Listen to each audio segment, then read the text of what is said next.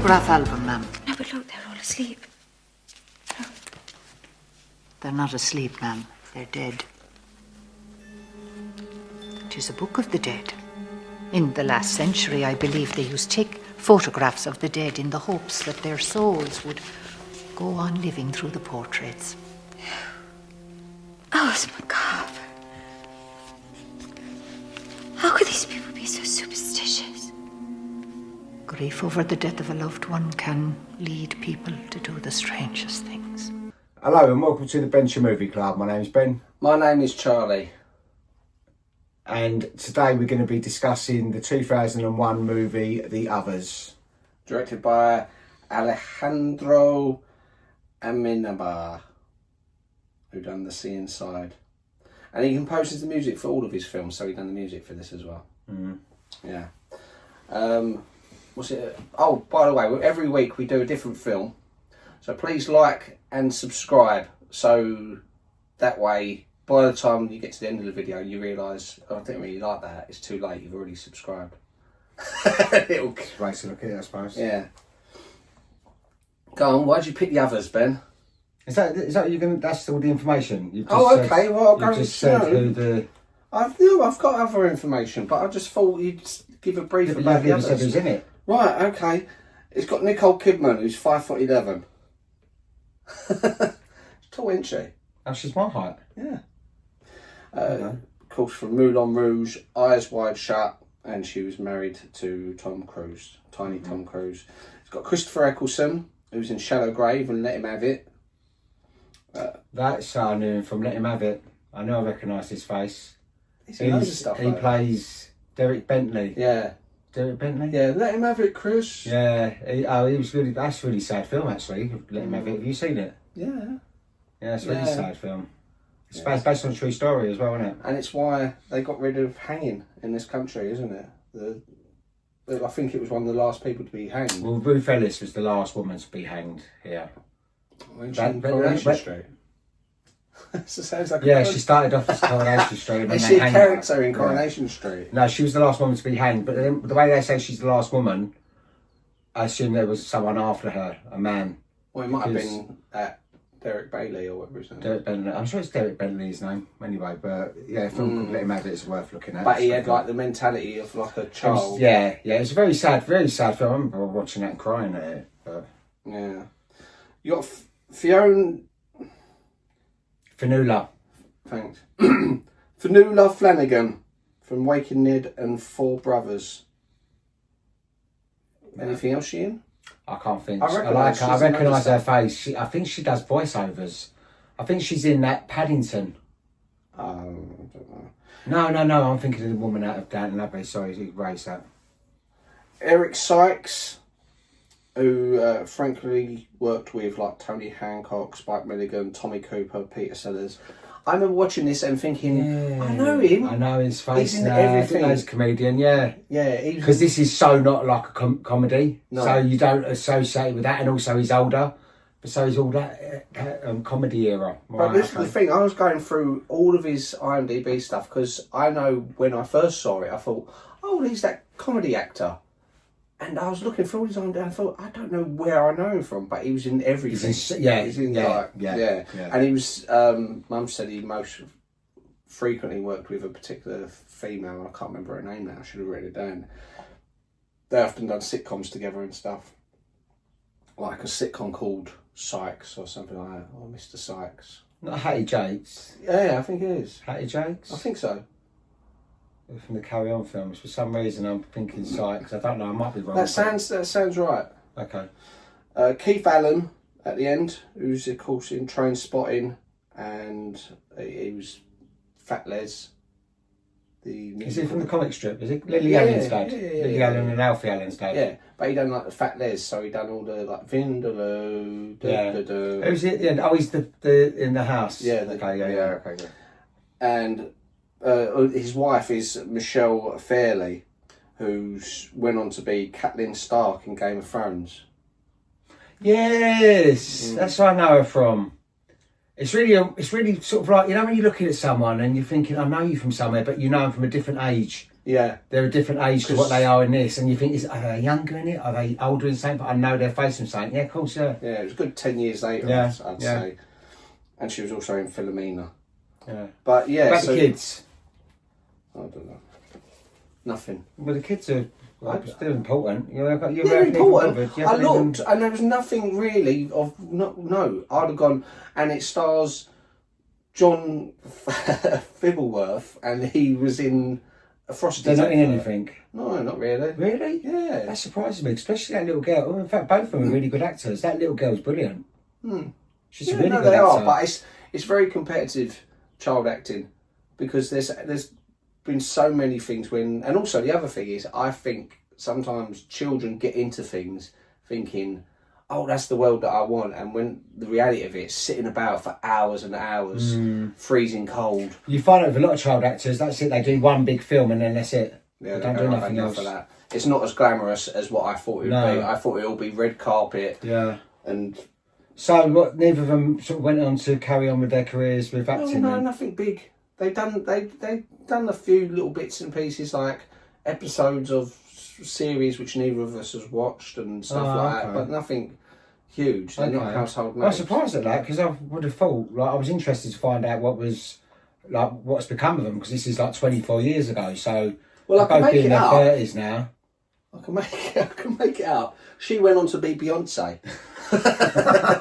That's what a good actress she is. No, she's brilliant in it though, don't you think? She's really good. She's a really good little actress, that girl. Yes. I like the fact that I think she's really. They're both really good. They're both good. She's very strong-willed, and they took a long time to get her as an actress, apparently, because they wanted someone that could match Nicole Kidman's energy. Like they needed someone a strong actress. But yeah, the film is The Others, which is. It's like Nicole Kidman and her two kids. They're in this old house. It's spoiler alert. Spoiler alerts for this, yeah. They're in this old house. It's round about just after World War II, isn't it? It's supposed to be on the island of Jersey. Yeah, in Jersey. Yeah, it's a derelict sort of house, foggy, dark. She gets these housekeepers knock on the door, who starts working for her. And there's lots of like, she keeps seeing and hearing things and noises in the house, and the kids keep seeing and hearing things, and it's like their house is haunted. And there's something funny, straight away. There's something funny with that housekeeper lot. With there's the Eric Sykes. Yeah, Eric Sykes and Fanula Flanagan, I think, whatever it was. Yeah. And the other girl, but there's something dodgy with them. You don't know what it is. Anyway. Spoiler alert, which I think is a really good, lovely little twist to this film, is it turns out that actually the mother and the kids are the ghosts in this house, and she'd murdered her children and then killed herself. So all along you're thinking, oh wow, something about a pillow. Is that how she killed you? With a pillow? She didn't kill us. Children, if you're dead, why do you remain in this house? We're not dead. Why do you remain in this house? We're not dead. We're not dead. We're not dead. We're not dead. Why do you remain in this house? We're not dead. We are not dead. We are not We're dead. not dead. We're not dead. We're not dead. We're not dead. We're not dead.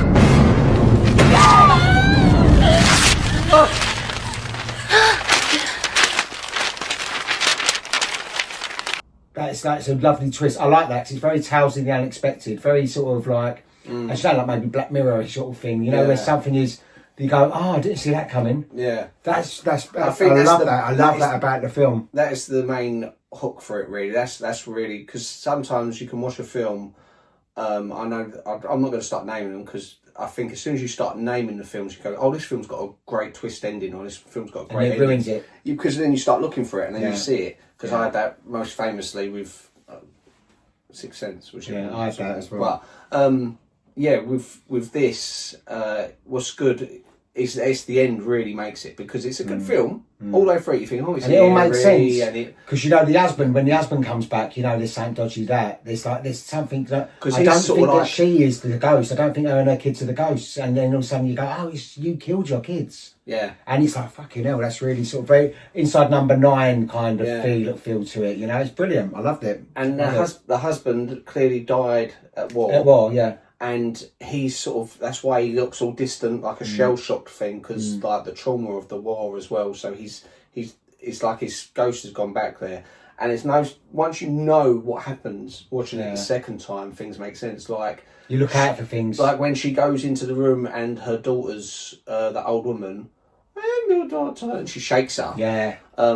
Then afterwards, That's she runs off to her That's dad. brilliant, that scene, isn't it? Yeah, but she runs off to her dad, and then Nicole Kidman goes into the dad, and he's like, she told me what you did. Yeah. And you think that he's She's- talking about shaking the kid, but Yeah. she's actually saying, Mummy killed us both. And she goes, when she went mad that time, she goes, no, don't talk about that. As though, like, so she's obviously lost it. You don't think she's killed them. No. Because they're not ghost-like in any way. There's nothing, they're hearing the ghosts. And that's what I love about it. And, but yeah, as you said, the bit with... Yeah, sorry, I was going to say, so they're stuck in that time, but the real people who you think are the ghosts, they're like years later, decades later, aren't they? Well, that's what I was about to say, yeah, because you've got the family that they all died of tuberculosis, didn't they?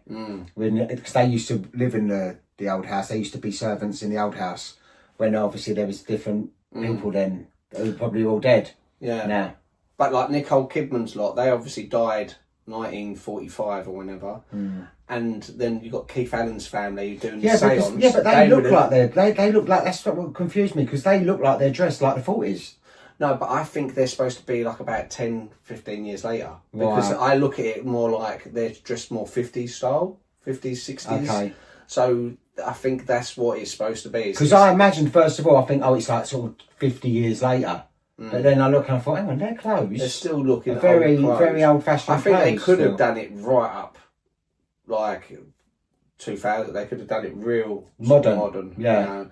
But it's maybe that would just, you don't have to do that. I think it was enough. You can see enough of a change in their clothes and stuff like that. Talking of which, in 2020, Sentient Entertainment acquired the remake rights, with the company planning to revamp by setting it modern day.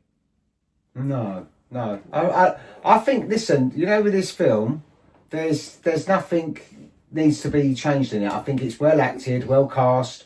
The storyline's very well done, and the script is, everything is fine. Everything is good. It does what I can't see how it can be bettered. No. I mean, you can make a different version of this kind of film and change it completely, and like don't have the same sort of storyline and the same characters. But also the special effects aren't over the top, so the special effects haven't dated. No. It relies more on sort of traditional things like doors slamming and things coming out of the darkness and stuff like that, which hold up. The bit when the little girl turns into the old lady, that is like probably one of the most famous bits in it. They parodied that in one of the Scary Movies. They it's Michael Jackson. Yeah. Nicole Kidman actually quit rehearsals as playing Grace, gave her nightmares. At one point, I didn't want to make the film because I couldn't even go in there emotionally.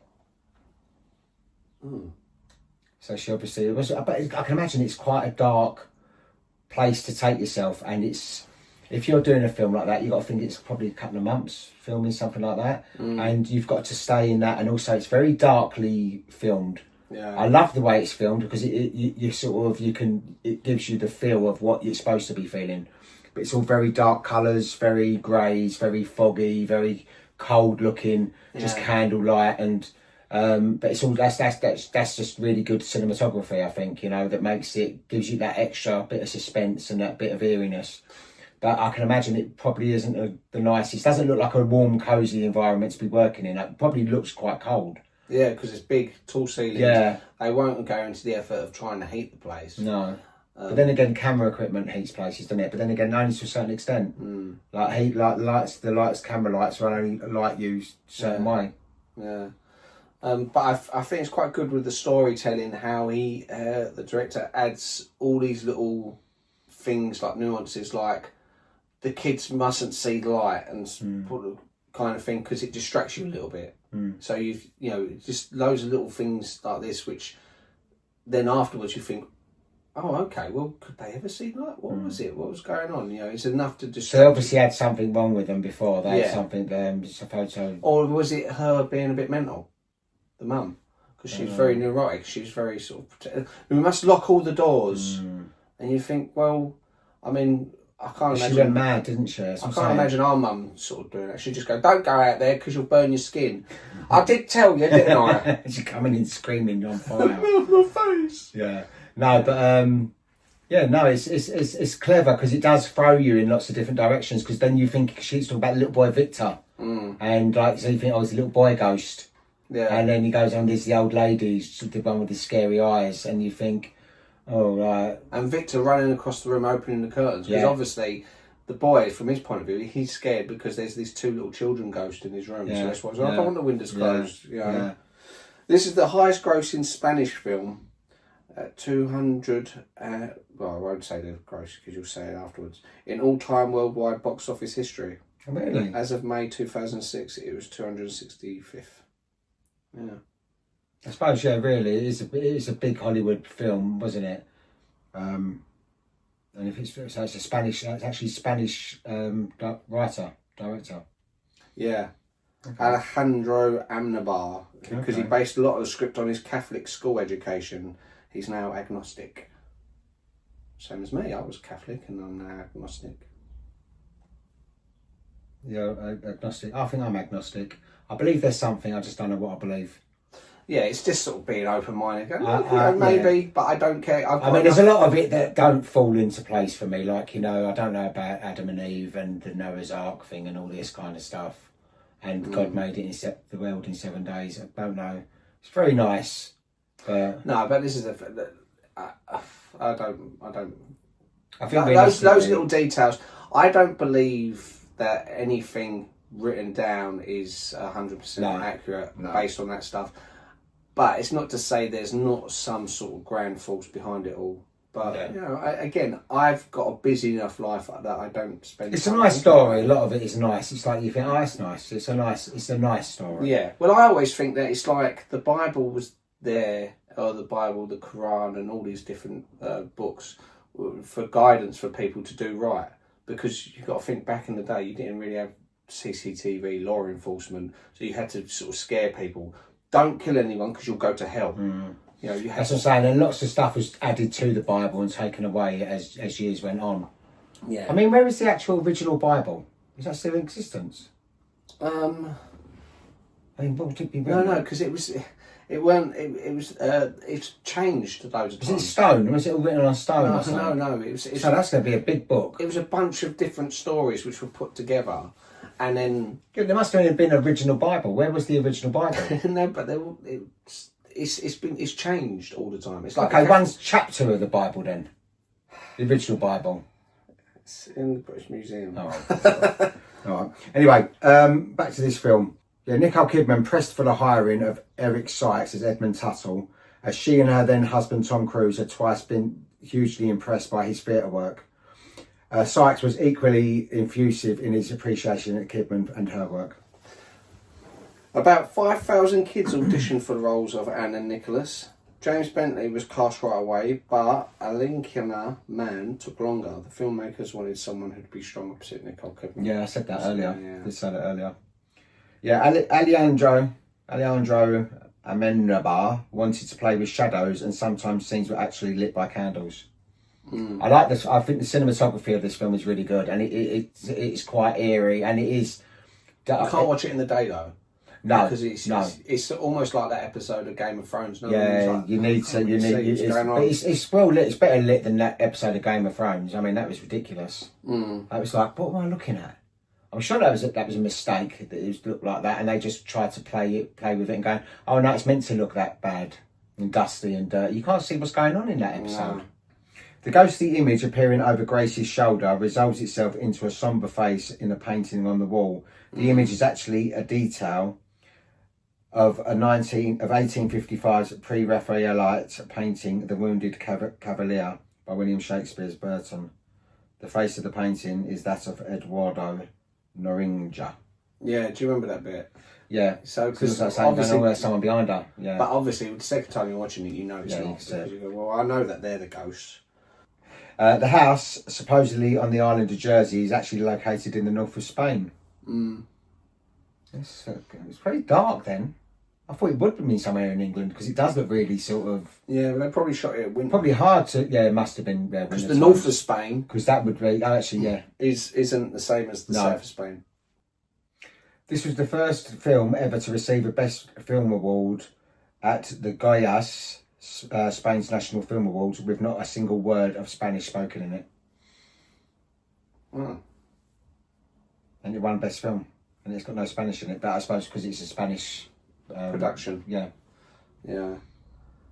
Oh, well, the disease the children have is an actual disease known as ectoderma pigmentosum, which is basically an extreme sensitivity to sunlight. It is very rare, and roughly 1,000 people in the world have it.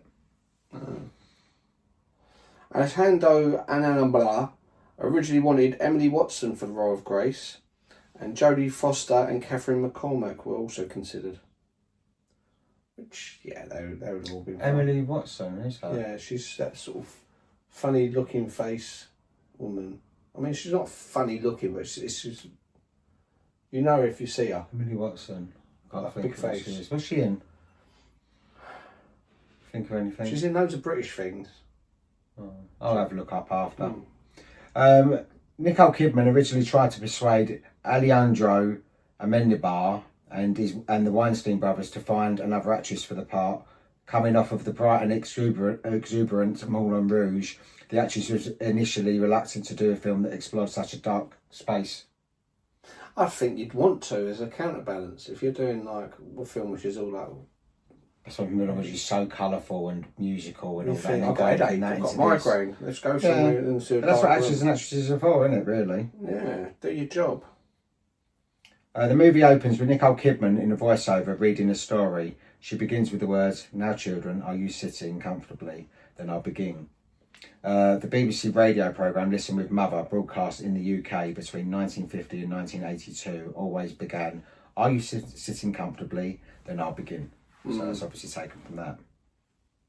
Yeah, I've heard that. I mean, I've never listened to that programme, but it's part of the British lexicon. You hear like people say, "Are you sitting comfortably, children? Then I'll begin." Yeah. And you think, what are you talking about? It's like when someone goes, "There's somebody at the door. There's somebody at the door." Now, people outside of Britain will know what you're talking about. But like Mum always used to say that, and it was I think it was in Rod and Emu. Yeah. Like crop bags would be knocking on the door or something. Yeah.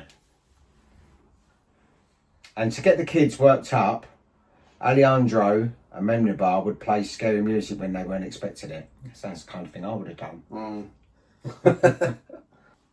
Yeah, so no, yeah, but I like this film though. I think it's stood up well. I mean, 24 years later, as you said yourself, it ain't dated because there's not major special effects, and it's the lighting and the acting and the filming of all of it. I think is quite and it's strong. It's creepy. Like there's loads of little creepy moments. I like the bit where it's got the dead people in the photos and stuff like that. She's like, "Why are these people sleeping?" No, they're all dead. And they used to do that, didn't they? They used to take photos of the dead. Alejandro Amenábar appears in one of the photographs of the dead people. He's the one on the right with a moustache of the group of 3 men. Okay. When Mrs. Mills and Mr. Tuttle are covering up the 3 gravestones, a Celtic cross can be seen emerging from one of them. The Celtic cross is a version of the Christian cross that is particularly common in Ireland. Mrs. Mills speaks with an Irish accent. This is a subtle clue that the gravestone is actually hers. Indeed, when the 3 gravestones are later revealed, the one with the Celtic cross has her name on it. Yeah. Because that's quite good. It builds the sort of your curiosity, because it's like, "No, I don't know about anything around here, ma'am," and he's got the leaves, and you think. You think there's definitely something dodgy, especially with her. Well, then when you see that he's been covering up the tombstones, you think, "Oh, why is he covering?" You know, and then she starts going, "Well, I'm starting to get to the end of my tether," and all this kind of stuff, and it's like it's all gonna come out. So you think, "Oh, something dodgy," but you're thinking, not thinking. That's why it's so good, because it throws you in a different direction. This film, it throws you there, and you don't expect that ending. No, and the reveal, because first of all you get the reveal that the servants are ghosts. Yeah, and your husband. So then you think, well, no. First of all, yeah. So first of all, it's the servants are ghosts. So you think that is what the twist was. Yeah. And then. So then, once you've sort of been revealed, once the twist has been revealed for something, you stop trying to second guess something. Yeah. So then, when it comes out, when she goes into the room and they're doing the séance, and the girl's whispering in her ear, So this is when the mother killed. She goes, "We're not dead." So the kids don't even know that the mum killed them. And it's like then, so it's all, brilliant, really good, really good. Yeah, I like the. I like the storyline to this, and it's a film I wanted to look back on, because it has been quite a long time since I see it, and I watched it the other night again, and still think it holds up really well. I think it's a really good film. It's really, everything about it is still good. No, I like it. It does hold up. It's not one I could watch every year. No, but it's one that you could watch, say, every 10 years. You forget enough about it that when you watch and you could watch it with someone if they don't know it, and just sort of think, "Oh, will you get that?" But you don't sit there with them and go, No. "You'll never guess the twist," because then they'll start looking and they might go, No. "Oh, the best thing is just not to say nothing at all, because even if you go, "I ain't going to tell you," but like, I pick up straight away, and then I'll be looking for something, and I will usually find out exactly what it's supposed to be. I will get the twist, and I don't want to get the twist. I would rather watch it and see how I feel about the reveal. If you know what I mean. The problem is, though, you get loads of people who don't like horror films, which is fair enough. But as much as it is sort of like a bit scary and it's a bit of a horror film, I wouldn't sort of class it as just a pure horror. I'd say no, it's like you said, like an episode of like a Tales of the Unexpected or Twilight Zone or Black Mirror or something, and you want to say to someone, "No, you'll like this." It's not horror. I'd say it's more of a thriller. No, not even a thriller, is it? It's a very it's not. I wouldn't say it's horror. No, it's like a horror drama. Yeah, horror / drama. See, people won't give it the chance because they'll think, "Oh, it's going to be really element. scary, jump scares and all this," and it ain't really about that. It's just about, like, there's a couple of bits that make you jump, like with the bit with the little boy running around the bed, and the bit with having the door slammed in her face. Little things, little bits, but it's just the music is really good for that. It's the score. But I think they all. Like spiritual people who sort of believe that there is an afterlife or that ghosts exist and stuff, they would get a lot from it. Because they think, "Oh, actually, I like this. It's not just sort of, Have you ever seen Ghost? No, I haven't. Although, what was it when we all went to Portsmouth? Each year we do a big family thing, like with all of our siblings, with me, Charlie, and our other two siblings, and like your daughter and all our nieces, nephews, my mum. It's like about how many of us? 18? Yeah, something like that. And each year my mum likes us to go away for like a weekend somewhere, so we all sort of connect, so all of us come together. Anyway, we went to, was it Portsmouth? I think it was Portsmouth. And half of the house was freaked out with some ghost, and the other half of us were like, "I can't feel nothing." Yeah. I didn't see nothing, and I wanted to, and it was like half the house was going, "I heard this, I swear," and they was all telling the truth because they weren't lying. They was like all the different ages. Yeah. Well, George said about he was in a room, because we had a room with 2 snooker tables, and there was 2 kids in there with him. I think it was like his daughter and another kid, and he see a chair move, and it freaked him out, but he didn't want to freak the kids out, so he just went to the kids and went, "Come on, kids, let's get out of the room." And then afterwards he came into the kitchen and go, "Oh my God, I've just seen that." And there was another time where everyone was saying, "Did you hear that?" The banging and the running screaming, about, screaming in the morning. Like all of them, and I was like, "No, I didn't hear nothing." It goes, "Yeah, it was like screaming, running around the house type of thing." And there was like all of them, a lot of the kids, all like the teens and all that, they all went and slept downstairs because they was getting a bit worried and didn't want to sleep in the bedrooms on their own. But like there was, so I'd say half of us are sort of open to that. And the other half, I was going, "Oh," like I was going to sneeze. No, but half of us are open to all that, and the other half like. On my trip to America last year, because Adam loves haunted places, so we made a point of finding all the most haunted places along our journey. Yeah. And we'd go to them. We went to like these haunted towns and stuff, and you'd go in places which is like from back in the 1800s, the Western times. These towns which haven't changed, and people swear no, it is haunted. And we'd be standing with little microphones and stuff and trying to film. And we actually spent the night in a haunted hotel. We stayed. I think I've got some photos from it, which I'll send to you. But I remember I was asleep, and all of a sudden he's like, "Charlie!" I'm like, "What?" And he's going, "Did you hear that?" I went, "What, you waking me up?" "Yeah, I fucking heard that." No, that door just... And he showed me the audio, like you hear it, like it actually opened, not just sort of like it slowly opened, like as if someone had opened it. And I know it wasn't him, because he was shitting himself. Yeah. And I just said, "I don't care." And I was so annoyed that he woke me up. Well, we were sharing a room, weren't we, when we was in Portsmouth, and I had my covers was pulled off me, one in my bed, and like we never heard nothing. And I was thinking, "Why comes I never hear our ghosts?" But then maybe we're just not open. Our brains, even though we think that we're open to it, our brains won't allow it. Because half of us, as I say, half of the family, they feel these things and see these things, and we don't. It might also be that, I mean, it depends what ghosts are up to. If ghosts are trying to scare people, they might be targeting people they think are really scared. I don't know if it's with us, are they? No, but this is the thing, because he was really petrified.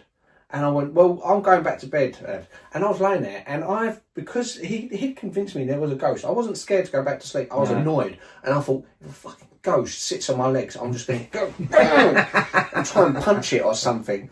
And I've always been like, I like getting scared.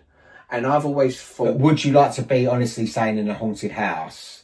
I don't think a lot of them things work. I think a lot of it is all... I think the real haunted houses are the ones you would never even know about. They're like places where there's things happening in these, you know. Well, I mean, I think there is a possibility of it. But I think you expect it. I think you start hearing things because your mind is taking you there, even though it's probably your mind playing tricks on you. But I always think that when people say, "I don't like being scared," I think they're missing out, because being scared can be fun because it makes your heart race. The same as a roller coaster. Exactly. Or I see it as the equivalent of, like, if you watch a comedy, you want to laugh. If you watch a scary film, you want to get scared. When I was younger, I used to get a lot more scared than I do now. But what I do now to amplify it, I watch things at night. I'll leave the back door open. Do you still get scared of stuff? Yeah, I have been. I think usually, though, it's if I've had a really intense nightmare. You know, if I have a nightmare which is really scary. But, I mean, even then, the thing is, because I made a point of getting over being scared when I was younger. Like, if I see like a room which is pitch black, I'll walk in there. It's all like that. And you get the thrill of walking in there. And then once you're in there, you think... And because we've seen so many horrors, and you think, "Oh, this could happen, like, what could happen to you in there?" Like, but... Yeah. I mean, really, the scariest, most realistic thing would be something like a Halloween, like an actual killer. Someone, because you don't know who's lurking in the dark, a person. But the idea of ghosts don't necessarily scare me. Yeah, but have you ever heard of a ghost killing someone? I think it's ghosts out, haven't they? Like, chuck people out windows and stuff. Although there's a famous one in Japan where there's someone in the lift, and it's the video footage of them suddenly scared. They're in the corner of the lift and they run out, and their body was found in the water tank that night. They're drowned in the water tank. Yeah, so Japanese ghosts, I don't know about that. Because they're a bit scary. Yeah, like The Grudge. And The Ring and all that. Yeah. Actually, I wouldn't want... There's something about that kind of eerie ghost-looking thing is really scary. It's like the long black hair and all that. It's like, I think that would be a ghost that probably would scare me. Yoko Ono.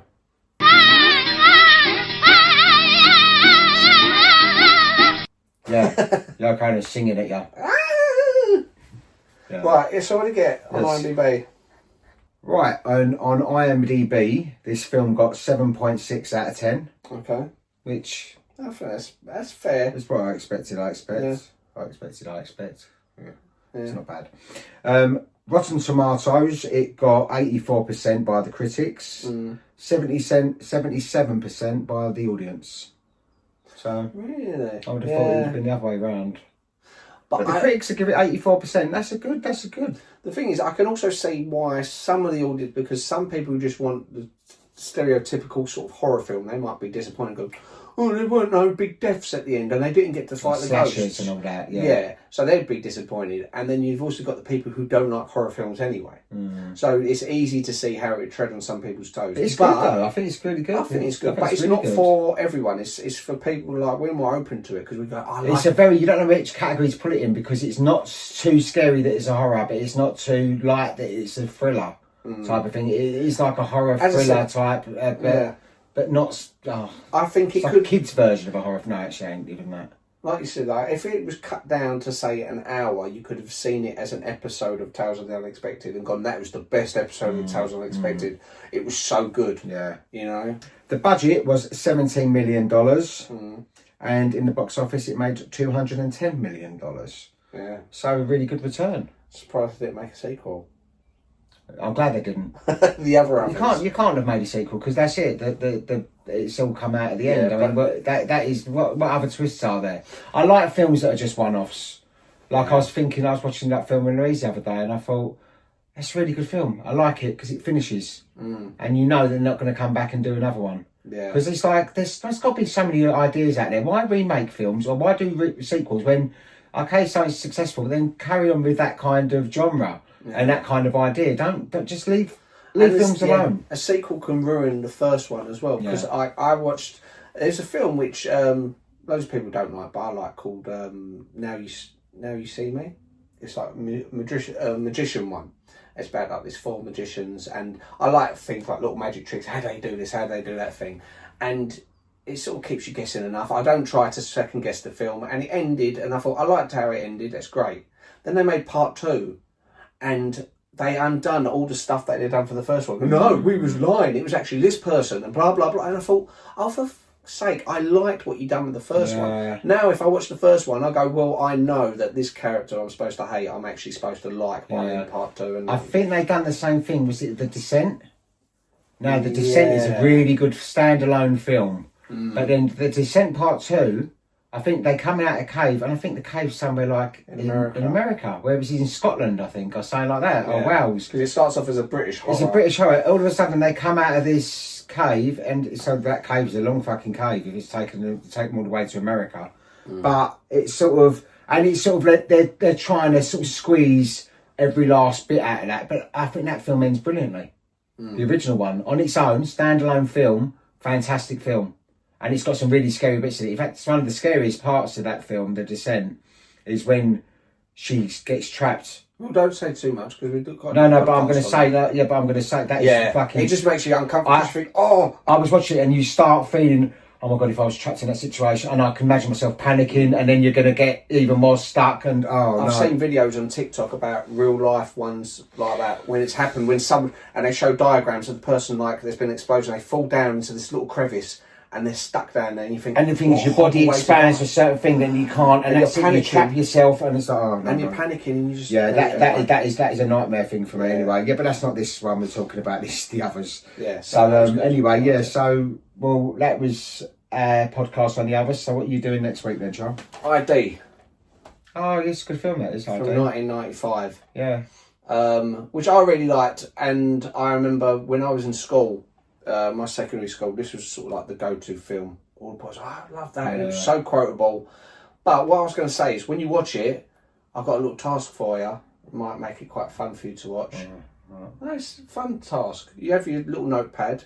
You've got to not be on your phone. Right. Every single person that you recognise, just write down.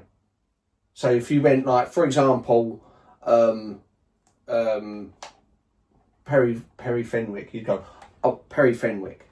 But if you couldn't think of their name, you go, Billy from EastEnders, or that guy from Party Party. I just want you to see. There's a lot of people in it. There's so many people. Like I was watching some clips of it the other day, and I thought, God, I forgot he was in it, and I forgot she was in it, and I forgot that person. It's been a long time since. I think I haven't seen that film for about 30 years as well. No, and also I deliberately waited because.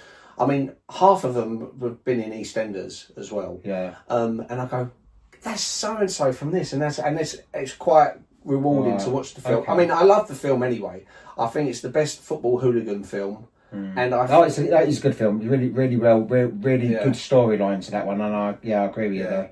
And also, it's such. I think it gets lost a lot because of the way it's spelled ID, and like sometimes people are hard to find it. Yeah, well, that's why I brought the DVD for you. But also, I think it's a fantastic snapshot of mid-90s. It came out in '95, and just little things like when they're playing. Do you remember those little quiz things in the pubs where you go like you have to pick? And yeah. Anyway, we'll talk about it next week. Okay. Well, that's a good one for us to be talking about. Yeah, I like that. We'll be watching that one next week then. Anyway, so thank you very much for listening to us today, and please like, subscribe, and share. Yeah. And we will catch up with you next week. Okay, See you later. thank you. Bye bye. What have you done with my daughter? Are you mad? I am your daughter.